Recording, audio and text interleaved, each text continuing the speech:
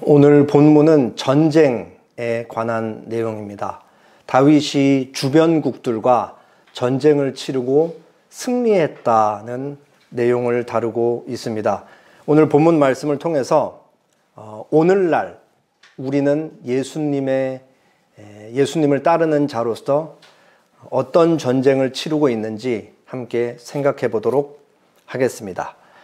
본문을 살펴볼게요.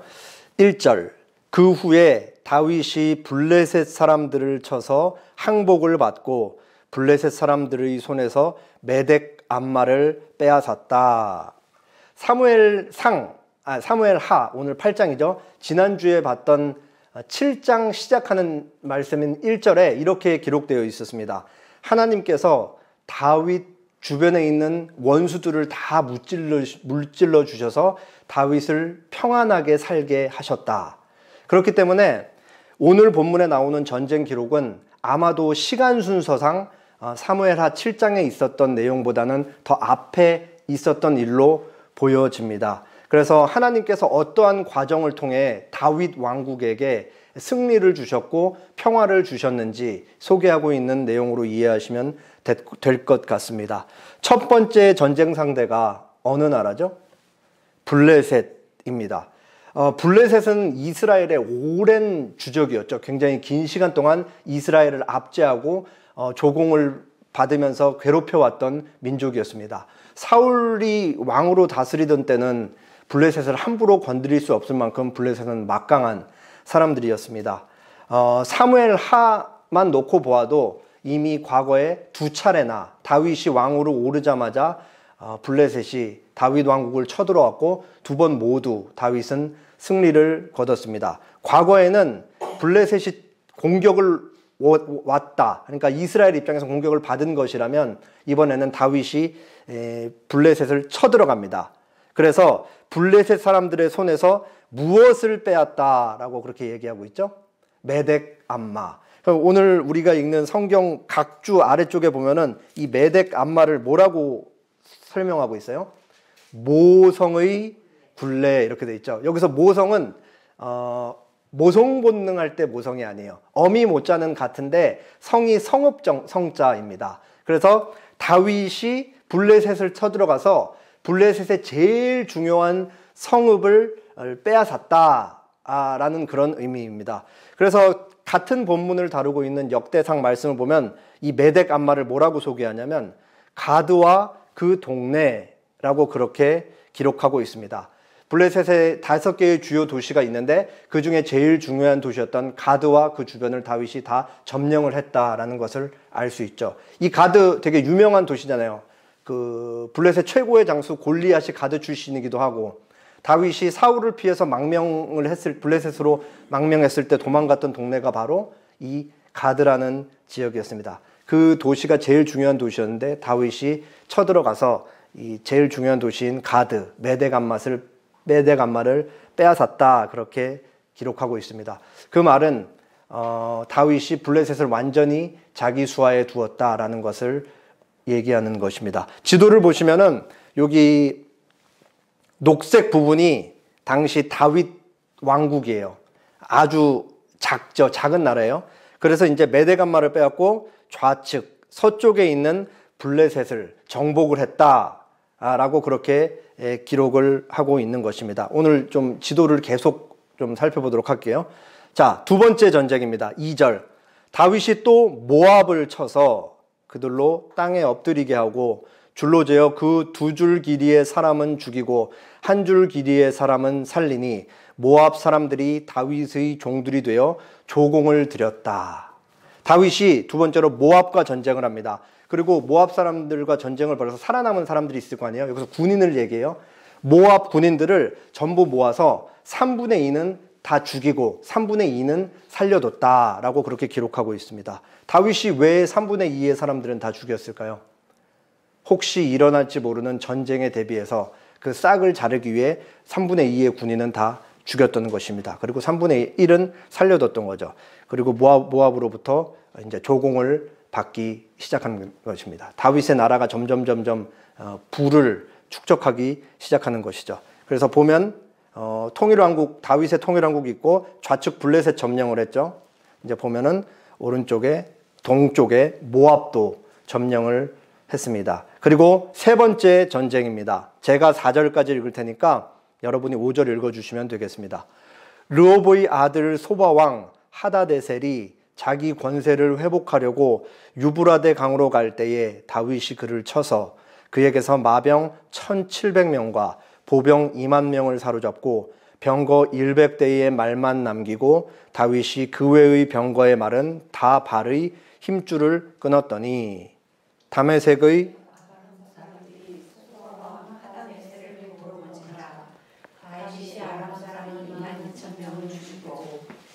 세 번째 전쟁 상대는 지도로 보면은 요 북쪽에 있는 아람 지역에 있는 소바 왕국이었습니다.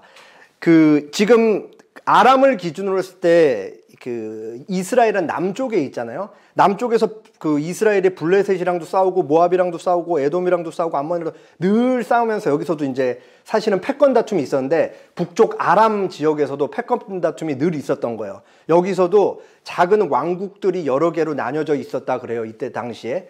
그러니까 아람 소바가 굉장히 조그만 왕국 중에는 큰 세력을 떨치고 있었던 것 같습니다. 그래서 여기 아람 소바가 아람에 있는 하맛이라는 지역까지 진출을 가서 이제 세력을 넓히기 위해서 서진을 했던 거죠.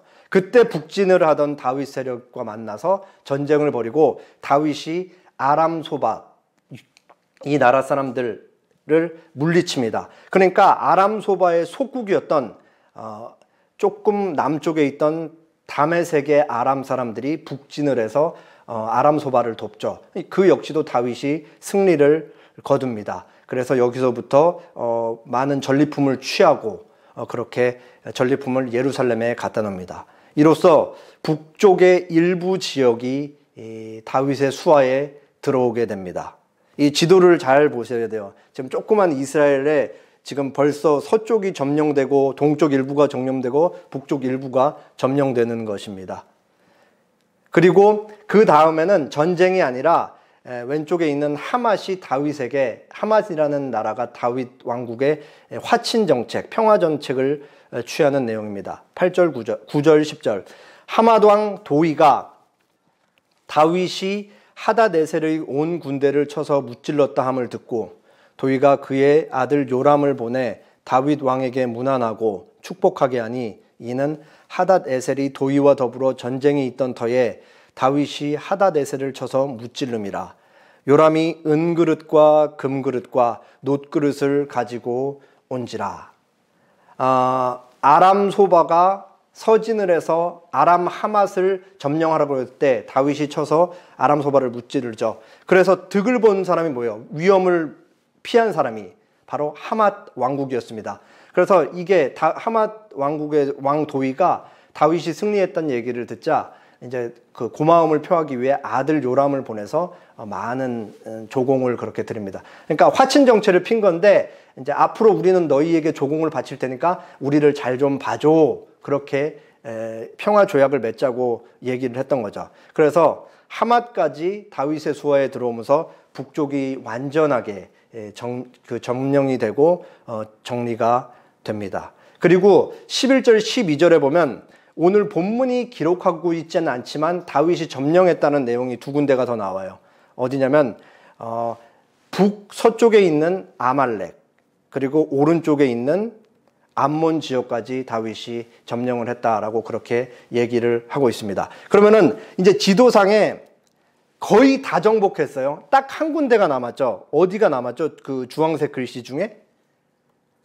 그렇죠. 에돔 남았죠. 그래서 오늘 본문의 마지막 전쟁 내용은 에돔과의 전쟁을 기록하고 있습니다. 13절.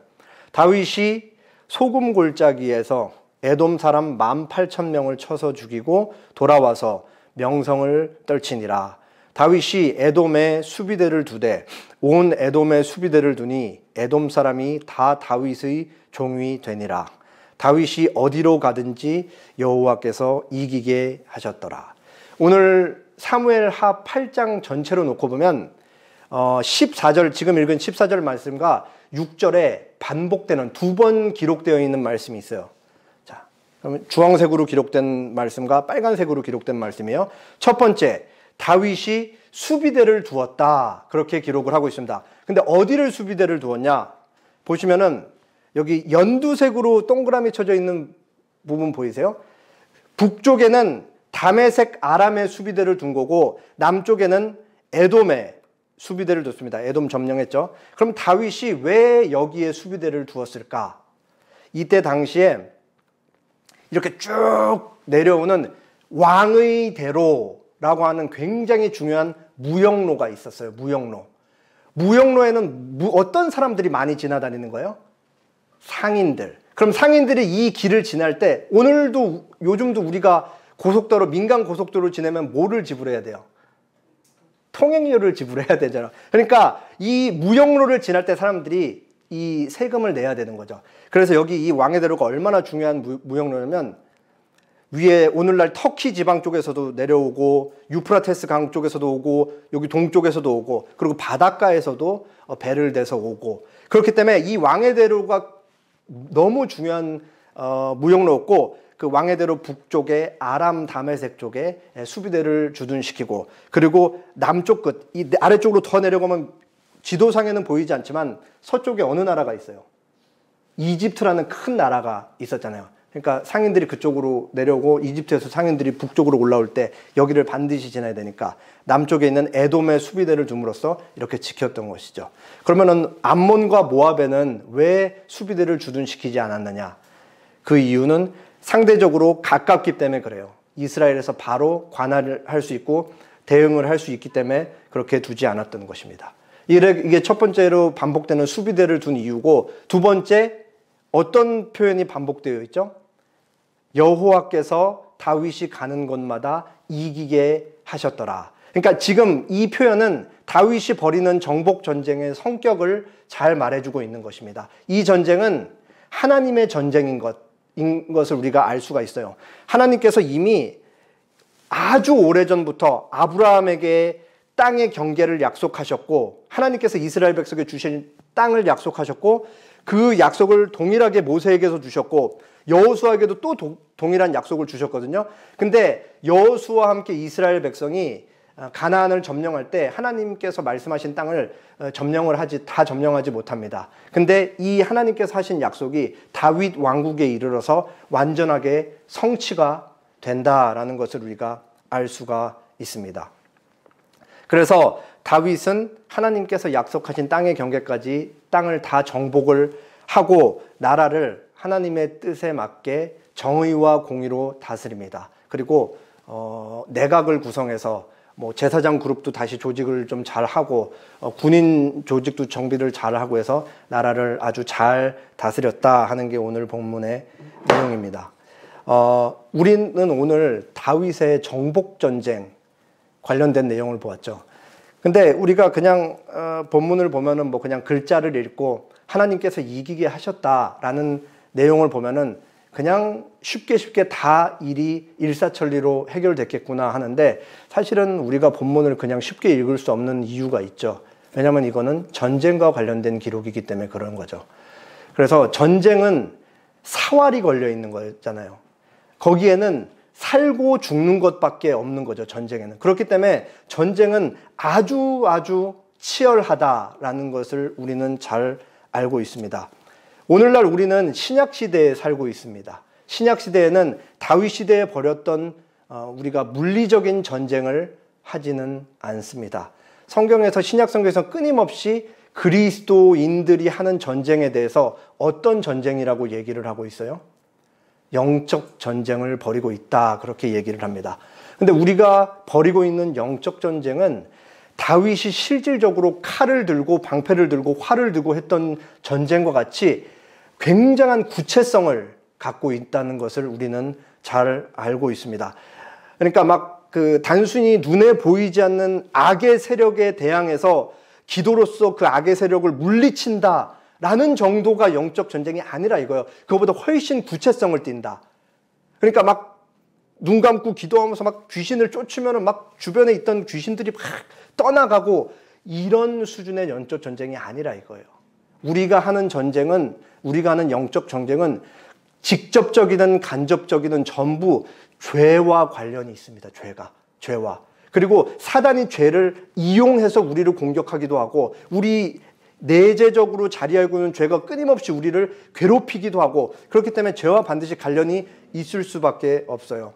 그리고 우리가 짓는 죄는 나 혼자 짓고 끝나는 것이 아니라 반드시 우리 주변에 있는 누군가에게 영향을 미칩니다. 왜 그러냐면 우리는 사회적인 관계망 속에서 살아가기 때문에 그래요. 당장 내일 우리는 어디로 나가야 되죠? 직장으로 가면은 직장에서 만나는 다양한 사람들이 있고 거기는 예수님을 믿는 사람들도 있고 믿지 않는 사람들도 있고 그리고 주일날 지금 우리가 어디에 나와 있어요? 교회 공동체에 나와 있죠. 여기에는 나를 포함한 주변에 이웃들이 있는 거예요. 그렇기 때문에 우리가 짓는 죄는 진짜 속으로 짓는 은밀한 생각으로 짓는 은밀한 죄가 아닌 이상은 반드시 내 주변에 있는 사람들에게 어떤 식으로든 악 영향을 미칠 수밖에 없는 것입니다.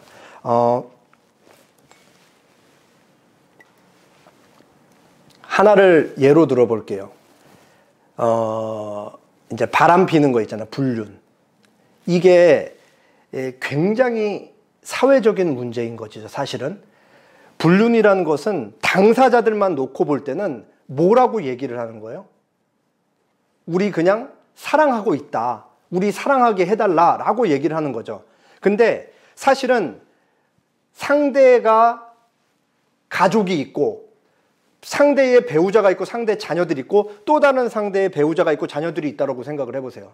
그러면은 이 두 사람이 자기들끼리는 서로 사랑해 주세요라고 얘기하지만 이 사실이 발각이 되고 상대 배우자들이 알게 되고 그 자녀들이 알게 되면은 이 사람들에게는 평생 씻을 수 없는 상처와 트라우마가 몸에 새겨질 수도 영혼에 새겨질 수도 있는 것이라는 사실을 잘 알고 있습니다. 그리고 한두 사람이 불륜을 저지르면은 사회적인 영향이 미미할 수 있어요.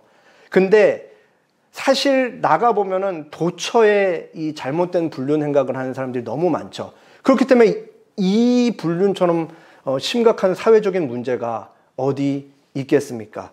그러니까 당사자들끼리는 그저 우리들은 사랑을 하는 거라고 얘기를 하지만 이게 그 가족과 윗세대 아랫세대까지 퍼져나가면은 그리고 그 수요가 굉장히 많다라고 하면은 10,000명만 잡고 곱하기 4만 해도 4만, 10만 명만 잡아도 곱하기 4하면 40만 명이잖아요.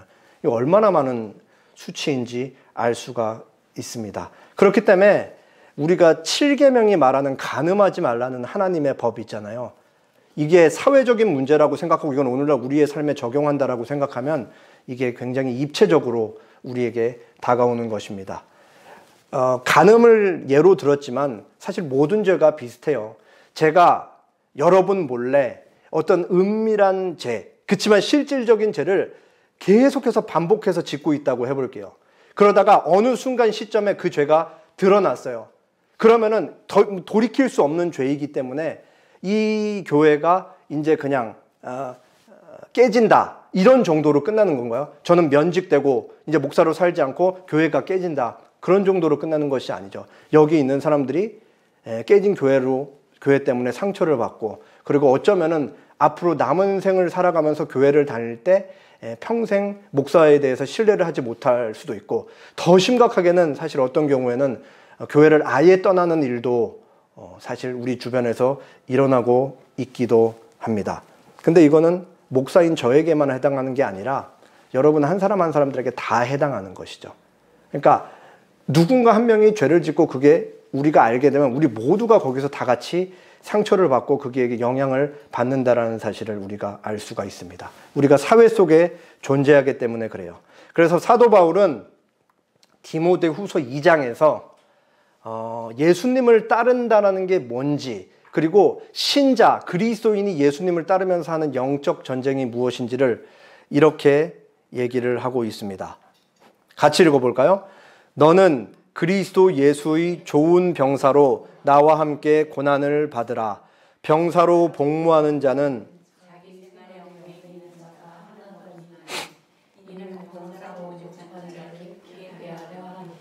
바울이 디모데, 자기 제자 디모데에게 보내는 편지예요.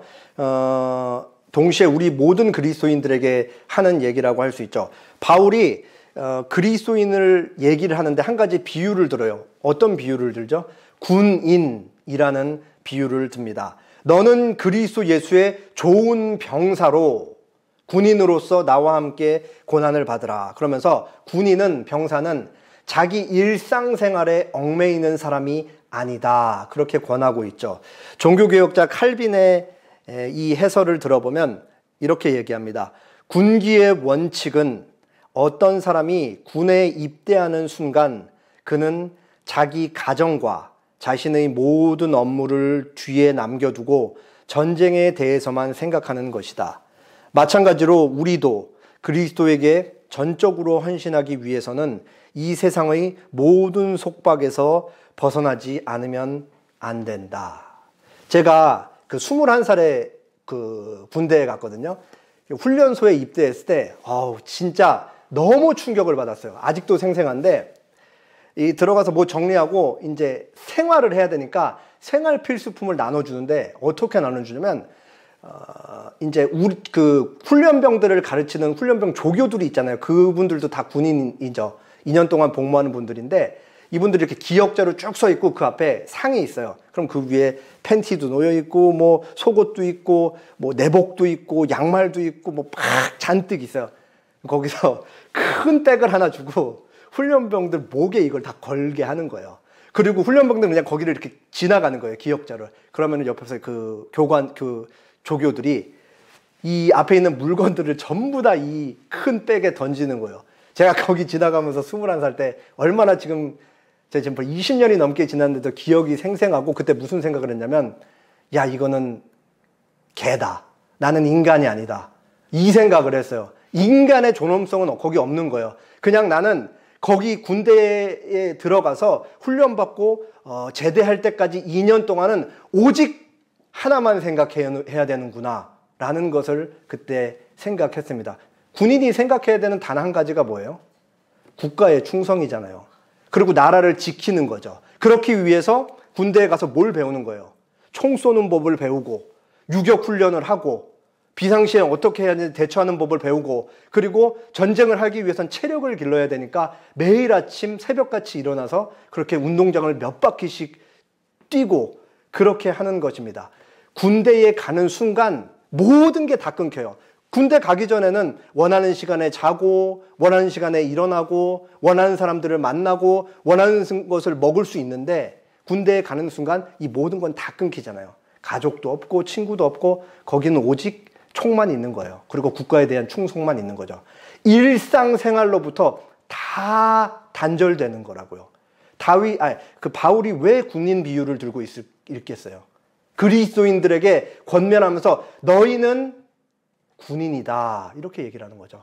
예수님을 쫓는 그리스도인, 하나님께서 우리 한 사람 한 사람을 살리기 위해 그 대가로 주신 분 하나님 자신이 십자가에서 죽을 만큼 우리는 귀한 존재인데 그 귀한 존재가 단순히 그냥 나 잘 먹고 잘 살기 위해 살아가는 존재가 아니라 하나님의 뜻을 쫓기 위해 살아가는 존재인데 그 뜻을 쫓기 위해서는 일상생활에 우리의 이기심과 끊임없이 나를 괴롭히는 나 자신만을 사랑하겠다는 그 마음으로부터 다 멀어져야 된다라는 것을 그렇게 권면하고 있는 것입니다.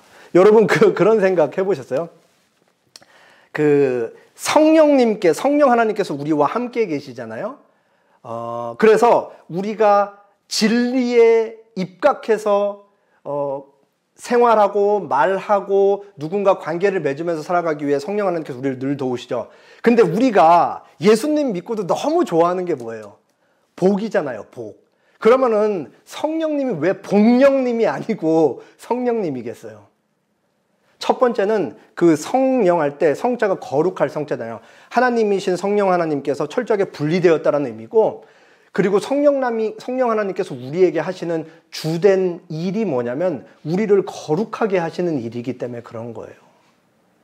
그렇기 때문에 성령 하나님께서 우리와 늘 함께 계시면서 우리와 내주하시면서 우리를 주님의 뜻대로 주님께서 걸으신 그 길을 본받아서 동일하게 그 길을, 그 발자취를 따라가는 존재로 돕는다라는 의미에서 성령님의 이름이 바로 거룩한 영이시다라고 불리는 것입니다.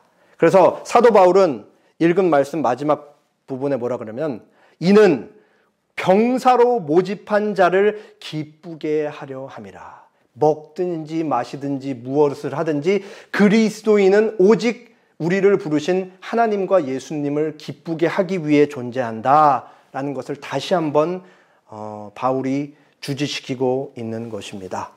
그래서 그리스도인인 우리들은 이 땅에서의 삶이 너무 행복하거나 너무 달콤하면 안 돼요. 이 땅이 너무 좋으면 천국 가기 싫어서 어쩌겠어요. 빨리 천국 가야 되는데. 그렇기 때문에 이 땅이 익숙해지면 안 된다라는 것을 우리가 잘 생각해야 됩니다. 제가 매일 이제 1시간씩 운동을 하는데 이제 뛰다가 힘들면은 이제 걸어요. 걸을 때마다 자주 하는 생각이 있어요. 우리가 땅에 발을 딛고 살아가잖아요. 공중에 떠 있을 수는 없거든요. 땅에 발을 딛고 계속 걷는다. 직립보행을 할 수밖에 없다. 그 말은 이거를 우리가 어떻게 이해할 수가 있냐면 우리는 땅에 철저하게 속한 존재이다 라는 것을 알 수가 있는 것입니다. 땅에 걸으면서 살 수밖에 없는 땅에 속한 존재. 동시에 성경은 우리를 땅에 속한 존재라고 얘기하지만 동시에 뭐라고 하냐? 너희의 시민권은 하늘에 있다 라고 그렇게 얘기합니다. 시민의 하는 시민권이 너희에게 있다. 하늘의 시민권이 너희에게 있다는 말은 미래에 너희가 천국에 가면 너희가 천국 시민권을 받게 될 것이다가 아니에요. 지금 이 순간 오늘 여기 이 땅에 너희는 땅에 발을 딛고 사는 존재이지만 동시에 하늘의 시민권을 가진 존재이다. 이중국적자인 거를 얘기를 하고 있는 거죠. 이 땅에서 시민으로 살아가지만 동시에 하늘 시민으로 살아가고 있고 세상 나라를 살아가지만 동시에 하나님 나라를 살아가는 자로 우리가 부름을 받았고 그게 바로 그리스도인의 정체성이라고 성경은 끊임없이 얘기를 하고 있는 것입니다. 그래서 우리는 이 땅이 어색해야 되고 이 땅에서 끊임없이 그 이방인 의식을 가질 수밖에 없는 거예요. 제가 외국에 잠깐 있었던 시기가 있었는데 있는 내내 힘들었어요. 모국어를 사용할 수도 없고 피부가 하얀 색들에 눈 이따만하고 얼굴이 입체적인 나는 평면으로 생겼는데 입체적으로 생긴 사람들이랑 매주 마주하면서 살아가는데 있는 시간 내내 빨리 우리나라로 돌아가서 모국어를 쓰고 싶다. 우리 문화권에서 김치 먹으면서 살고 싶다. 늘 이방인 의식이 있는 거예요. 거긴 내 나라가 아닌 거죠. 내 나라는 어디요? 내가 태어나고 자란 나라. 그렇기 때문에 난 끊임없이 한국을 기억하면서 내 마음속엔 한국만 있는 거예요. 이게 바로 천국을 본향이라고 얘기하는 우리가 가져야 될 매우 중요한 의식인 거죠. 이 땅이 어색하고 하늘이 우리의 본향이기 때문에 하늘을 끊임없이 생각하면서 살아야 된다. 라는 것이 바로 이 땅에 그리스도인이 우리를 부르신 예수님을 기쁘게 하며 사는 것이다 라는 것을 우리가 알 수 있습니다. 골로새서 3장 1절 그러므로 너희가 그리스도와 함께 다시 살리심을 받았으면 위의 것을 찾으라.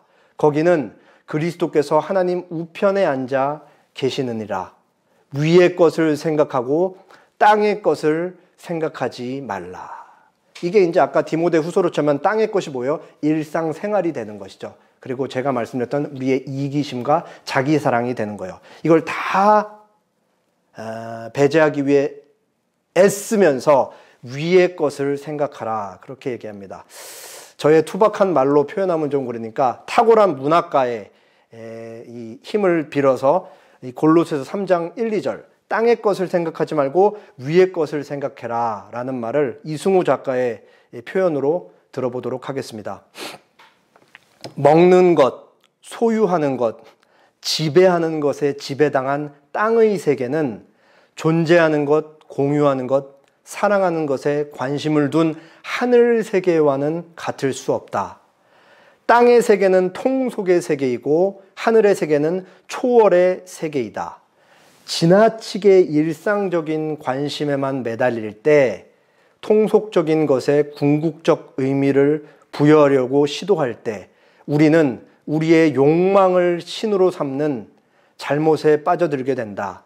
왜냐하면 일상적 관심, 곧 땅은 유한하고 유한한 것은 궁극적일 수 없고 따라서 궁극적 관심의 대상이어도 안 되기 때문이다. 유한한 대상, 피조물들이죠. 하나님 외에는 모두 유한한 대상인 거예요. 피조물들을 무한한 것인 양, 하나님인 것인 양, 궁극적 관심의 대상으로 숭배하는 행위, 그것이 곧 우상숭배다. 돈, 가족, 뭐 이런 전자기기, 뭐든 될 수 있어요. 인간관계, 그 전부 다 우상숭배라. 이거 하나님 이외의 숭배가 되는 것은. 그러면서 마지막으로 우리는 유한하지만 무한을 동경하도록, 피조물을 동경하도록 지음받은 존재가 아니라 하나님을 동경하도록, 하나님을 숭배하도록 부름받았고 땅에 속하지만 땅을 초월하도록 요청받은 존재이다. 그렇게 얘기하고 있습니다. 이게 바로 사도 바울의 얘기예요. 땅의 것에 집착하지 말고 하늘을 쫓으면서 살아가라. 우리는 하늘에 속한 존재입니다. 하늘은 하나님을 상징하는 것이죠. 그렇기 때문에 우리는 하나님에 속한 존재입니다. 그리고 하나님에 속한 존재이므로 하나님께 속한 자답게 사는 삶으로 부름을 받고 있는 것입니다. 함께 기도하겠습니다.